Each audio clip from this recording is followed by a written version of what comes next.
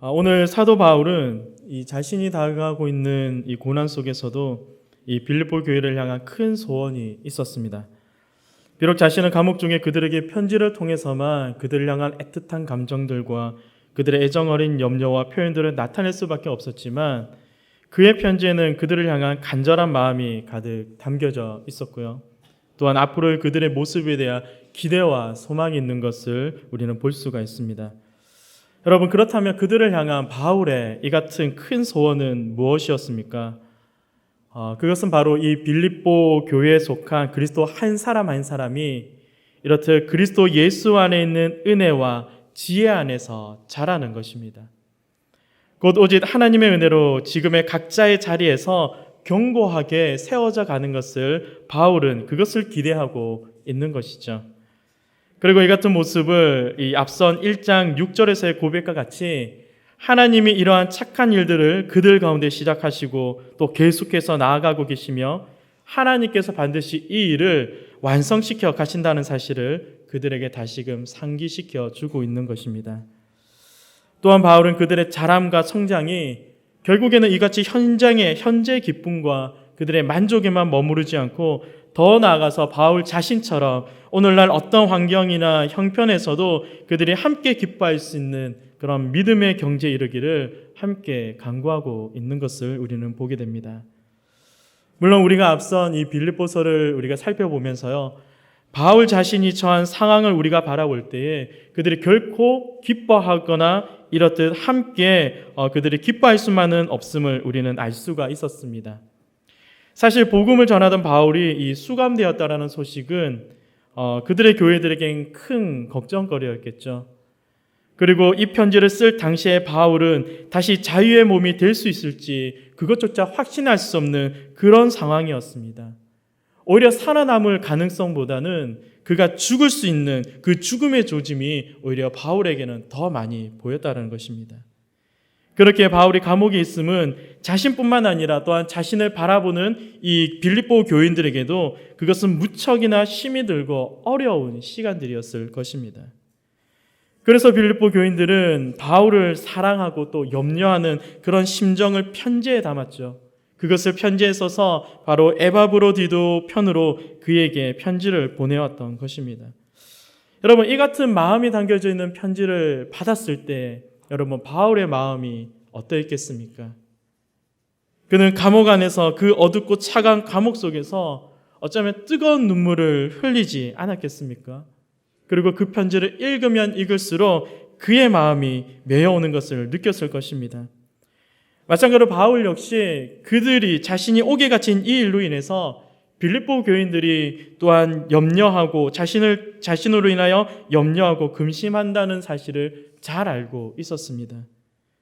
그래서 바울은 그들이 보낸 이 메시지에 대해서 다음과 같이 대답하고 있습니다. 오늘 본문의 12절을 보시면 형제들아 내가 당한 일이 도리어 복음 전파에 진전이 된 줄을 너희가 알기를 원하노라. 아멘. 바울은 오늘 그들에게 이렇듯 지금 자신이 당하고 있는 이 일이 도리어 복음 전파에 진전이 되고 있는 것을 그들이 알기를 원한다라고 말씀하고 있습니다.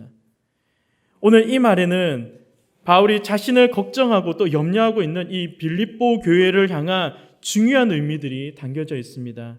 그 첫 번째는 바로 바울은 자신이 잡힌 이 일이 그들에게는 걱정과 염려거리가 될지는 모르지만 도리어 자신의 이 매임이 곧 지금의 감옥에 갇혀 있는 이 불편하고 답답한 이 상황 속에서도 복음의 전파에 진전이 되고 있음을 그들에게 말하고 있는 것입니다.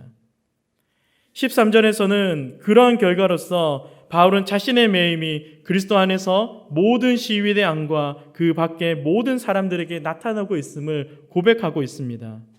다시 말해 바울은 자신이 그 어떤 선한 것을 기대할 수 없는 그런 상황 속에서 뜻밖의 결과들이 나타나고 있음을 그들에게 말하고 있는 것입니다. 여러분, 그것이 무엇입니까?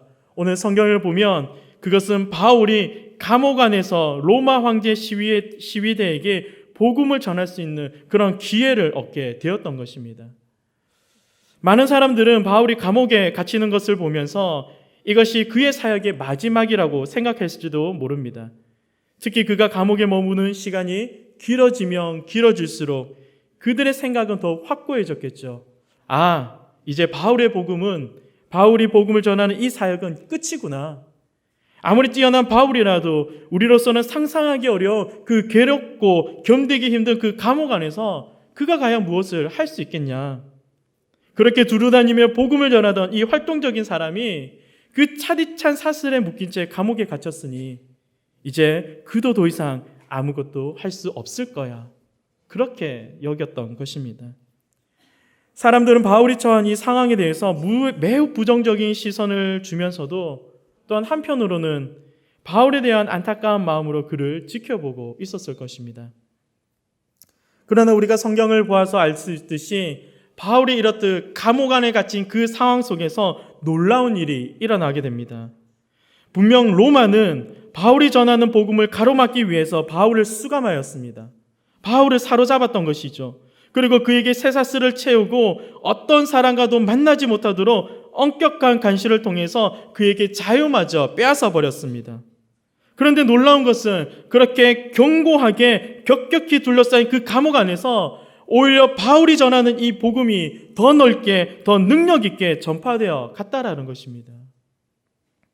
곧 수감된 바울은 이제 로마 시위대에게 하나님의 복음을 전하고 있습니다. 그리고 그것은 더 나아가 로마 군인들뿐만 아니라 군대 장교들, 천부장들, 그리고 백부장들도 그가 전하는 이 복음을 듣게 되었던 것입니다. 더욱이 여러분, 그가 감옥 안에서 뿐만 아니라 그가 하나님의 복음을 전할 때 어떠한 일들이 또한 일어나게 됩니까? 더욱이 교회 안에서도 다수의 형제들이 감옥 안에 갇힌 이 바울을 대신해서 주 안에서 겁없이 하나님의 말씀을 담대히 전하는 자들이 나타나게 되는 것을 보게 되는 것입니다. 이처럼 바울이 로마 감옥에서 복음 증거에 대한 열정과 그가 보여준 모습을 통해서 오늘 우리가 보게 되는 모습은, 또한 우리가 깨닫게 되는 교훈은 무엇입니까? 그것은 바로 바울과 같이 어떤 상황 앞에서도 결코 낙심하거나 좌절하거나 포기하지 않고 우리는 끝까지 복음을 전해야 하는 것을 우리는 알 수가 있습니다. 그 복음을 전하는 일이 우리를 하여금 부끄럽게 하기도 하고, 때로는 사람들 앞에 수치를 당하기도 하고, 때로는 복음에 대한 부정적으로 여기는 사람들의 그 마음과 그 어떤 환경 속에서도 우리는 그리스도를 증거하고 변화하는 그 일에 있어서 결코 그것을 중단해서는 안 된다라는 것입니다. 여러분, 제가 군대에 있을 때 참 많은 어려움이 있었습니다. 특별히 제가 신참일 때, 신병일 때 그곳에서 제가 신학생이라는 이 타이틀이 저에게는 바울과 같은 매임이 되었다는 것이죠. 그래서 아침 저녁으로 담배를 피는 곳이나 술을 마시는 곳이나 심지어 아침 저녁으로 보는 그런 음란한 비디오를 보는 자리에 늘 저를 부르는 겁니다. 그리고 봐라, 그리고 즐겨라, 함께 피자, 그렇게 얘기를 하는 것이었죠. 참 포기하고 싶을 때가 많았습니다. 내가 신학생이라는 것이, 또 내가 전하는 이 모든 말들이 그들에게는 참 이것이 와닿지도 않고, 때로는 그것으로 인해서 내가 얼마나 부끄럽고 힘이 드는지 그것을 알 수가 있었던 것이죠. 그러나 참 감사하게도 하나님께서 정말 이렇던 상황 속에서 그 마음을 붙들어 주시고, 비록 내가 할 수 없고 상황적으로는 복음을 전하는 것이 불가능해 보이고 그것을 할 수 없다라고 여기는 그 속에서 하나님은 복음을 전할 수 있는 용기와 담대함을 주셨다는 것이죠. 그래서 제가 참 감사하게도 제가 제대를 할 때에 제 밑으로 있던 많은 후임들 중에 많은 친구들이 저를 통해서 교회를 가게 되는 그런 경험들을 잠깐 동안 군대 속에서 함께 경험할 수가 있었습니다. 그것을 보면서 오늘 말씀을 통해서 우리가 알 수 있는 것은 복음을 전하는 자리에 결코 우리는 두려운 마음과 이와 같은 포기하는 마음으로 서서는 안 된다라는 것입니다. 때로는 자신이 처한 직장의 분위기와 사람들의 차가운 시선에 의식해서 우리는 마땅히 전하고 증거해야 할 이 복음을 우리는 우리 안에 깊은 곳에 놓아두고는 살아갈 때가 있습니다. 때로는 어떻습니까? 저 사람이 교회에 다니는 사람이었던가? 저 사람이 예수 그리스도를 믿는 사람이었어. 그것조차 알 수 없을 만큼 우리는 이 땅 가운데서 살아가고 있을 때가 많다라는 것입니다. 물론 여러분, 세상 한복판에서 우리가 그리스도인으로 살아가는 거 결코 만만치 않습니다. 그것은 어려운 일이고요, 힘든 일임은 분명합니다. 그러나 하나님은 우리를 이 교회라는 공동체 안에서만 우리가 각자의 경험한 이 하나님의 복음을 나누고 그것을 소유하는 자리로 우리를 부르신 것이 아니라는 것입니다. 하나님은 우리를 부르시고 하나님의 그 복음을 우리에게 주셨습니다. 그리고 우리가 받은 그 복음을 가지고 하나님은 마땅히 다시금 우리가 세상 속으로 들어가 그 복음을 증거하는 삶을 살아가기를 원하신다라는 것입니다. 오늘 바울과 같이 꽉 막힌 감옥 안에 갇혔어도 하나님은 우리가 그분의 말씀을 따라 복음을 전하는 이 중대한 일에 참여하기를 원하십니다. 또한 우리가 속한 직장과 학교와 사업장과 사람들이 모여있는 많은 모임들 속으로 들어가서 우리가 복음을 전하는 이 중대한 일에 우리 모든 성도가 함께 참여하고 순종하기를 원하신다는 사실이죠. 또한 복음을 증거하는 우리에게는 그렇기에 우리의 준비와 노력이 반드시 필요합니다. 그리고 하나님은 이렇듯 어디에서나 하나님의 복음을 전할 준비가 되어 있는 그들을 통해서 하나님께서는 일을 하시고 우리를 통해 복음의 놀라운 능력들을 나타내실 것을 믿으시기 바랍니다. 그러므로 여러분, 우리가 알 수 있는 첫 번째 모습은 이렇듯 바울이 감옥 안에 갇혀있음에 불구하고 오히려 그 상황을 하나님의 복음을 전하는 자리로 사용했다라는 것입니다. 하나님을 복음에 전하는 것에 자신을 기꺼이 내어드릴 수 있었다라는 것입니다. 여러분, 오늘 우리에게도 이와 같은 믿음이 있기 원합니다. 우리의 직장이 복음을 전하기에는 불가능해 보일지라도 우리는 복음을 끊임없이 전하고 하나님의 복음을 나타낼 때에 하나님께서 그곳을 변화시켜 가실 것입니다. 그런 소망과 믿음을 가지고 살아가시는 저와 여러분들이 되기를 간절히 소망합니다. 두 번째로 바울은 자신의 이 갇힘으로 빌립보 교회의 믿음이 흔들릴 것에 대한 그런 걱정과 위로의 마음으로 편지에 담아 그들에게 보내고 있습니다. 당시 바울은 이 빌립보 교회의 몇 가지 문제를 편지에서 다루고 있음을 우리가 볼 수가 있는데요. 더욱이 빌립보서에서는 너희 무리라는 말 또는 모두, 모든, 항상, 때마다라는 말을 자주 사용하고 있습니다. 그리고 모두라는 말을 되풀이해서 사용하는 것에서 바울이 빌립보 교회의 분열을 염두에 두고 있음을 우리는 볼 수가 있습니다. 다시 말해서 오늘 바울이 보내는 이 서신서 중에 그들에게 말하는 문제들 중에 한 가지가 무엇이었냐면 바로 이 빌립보 교회의 분열된 모습이었다는 것이죠. 특히 4장에 나오는 유오디아와 순두계는 이 빌립보 교회의 중요한 두 명의 여성 지도자였습니다. 그러나 이 둘은 만날 때마다 서로 간의 의견의 일치를 잘 보지 못했던 것 같아요. 그리고 서로의 마음이 하나가 되지 못한 그런 상태가 계속 빌립보 교회 안에 유지되어 왔던 것입니다. 그리고 이런 사실은 바울은 에바브로디도를 통해서 이러한 교회의 상황들을 듣게 되었던 것이죠. 바울은 이 분열에 대해서 굉장히 슬퍼하였습니다. 교회 분열은 예수 그리스도의 몸을 갈기갈기 찢어 놓는 것이기 때문에 바울의 마음 안에는 굉장한 아픔과 어려움이 있었습니다. 그래서 바울은 이 빌립보를 향해 보내는 이 편지를 통해서 그들이 한 마음이 될 것을 권면하고 있는 것을 우리는 보게 됩니다.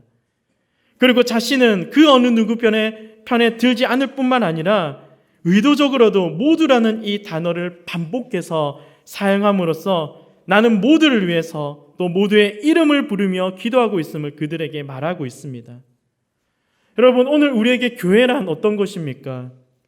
앞서서 교회는 물론 하나님의 복음을 증거하는 곳입니다.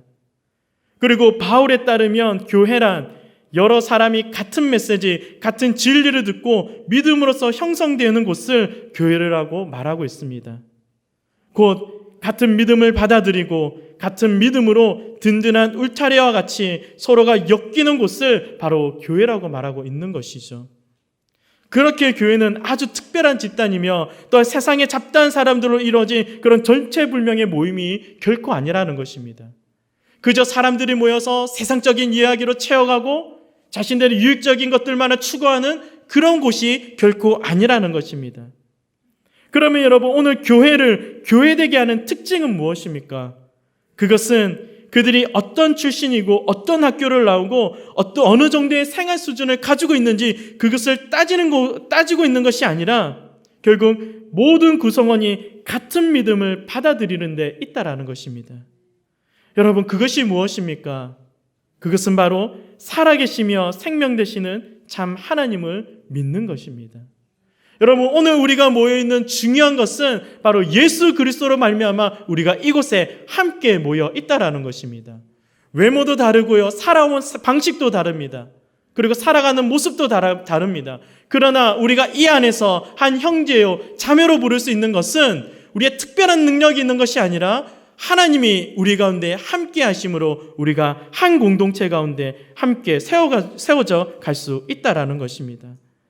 바울은 이렇듯 빌립보 교회가 그들이 처음 믿었던 이 복음의 순수함을 회복하고 그리스도 안에서 참된 공동체를 함께 회복하기를 간구하고 염려하고 있습니다.